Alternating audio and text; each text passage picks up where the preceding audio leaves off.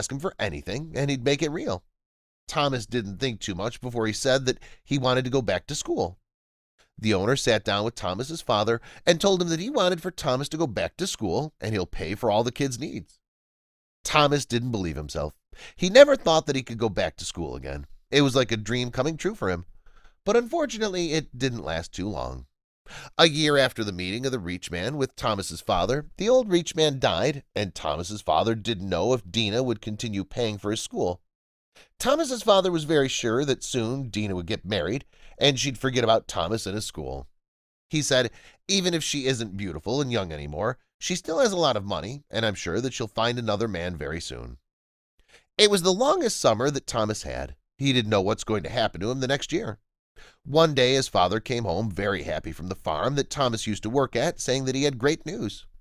Thomas was very excited because he thought that his father could convince Dina to continue funding his study, as her husband used to do before he passed away.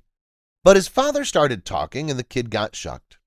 Thomas told his family that he'd heard from one of his friends who's still working in the farm that Dina once said that she wants to marry the smartest young man in all the village. His friend also told him that Dina was mentioning Thomas a lot and asking about him. She used to tell him that this young boy was able to solve an issue that no one else in the village could solve. Thomas was very angry about what he was hearing from his father, so he interrupted him, saying, "How could you know that your friend isn't lying to you?" The father said, "Because I went to Dina and asked her if it was true." Thomas said, "And what did she say?" The father said, "She went silent for a moment. Then she was thinking about my question, and then she said yes." Thomas said, "That doesn't mean that she meant me by the smartest young man in the village. She could be referring to any other guy." The father said, "Who else could be the smartest kid in the village? You solved the water issue. She's always talking about how smart you are." Thomas was the only one who slept in that tiny house sad that night. His parents couldn't understand that their son would marry the richest woman in all the village, and he'll be the owner of all the lands. In the next morning, Thomas's mother went to see Dina and tell her that they would like to give her the smartest young man in all the village to be her husband. Dina didn't look surprised from what she just heard from Thomas's mother. She went silent for a couple minutes and said to the mother, "Yes, I want this to be done as soon as possible." Thomas's mother came back very happy from Dina's house. She told her family that Dina agreed, and she wants the marriage to be done as soon as possible. So she agreed with her that the wedding would be next week. For all the week, Thomas was crying in his room, but his parents didn't seem to care about that. All they cared about was the wedding and how much they were going to be rich after it.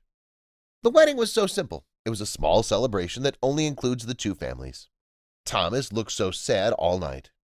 At the night when Thomas and Dina were alone in the room, Thomas started to cry again. Dina approached him and said, "Don't worry, everything's going to be okay. I just want to tell my story."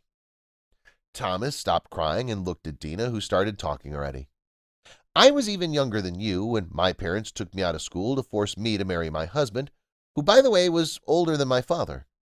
I wasn't smart like you at the school, but I did love to be there to play with my friends. My parents didn't care about what I wanted. They were always telling me that they knew better. I never felt free until my husband died, but it's too late for me to have my life back now. When I saw you for the first time at the farm, I remembered those days, and I was hoping that you would get away and be free. And when you told me about your idea, I thought that this is going to be your way to convince your parents to do what you want. But when your father came to me asking if I want to marry the smartest man in all the village, I realized that your parents are just like mine. They only think what's best for them. Then I decided to save you myself from them. This isn't your room and you're not my husband. I set up another room for you, and it's got all that you need for your school and more. From now on, you're going to do only what you want to do. You're free now." From this night, Thomas and Dina have been living in her big house as a mother and son.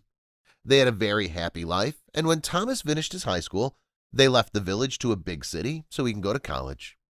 After college, Thomas was able to invest Dina's money successfully, and finally they left all the country to live happy in Europe, where they started an organization, Stand Against the Child Marriage in Africa.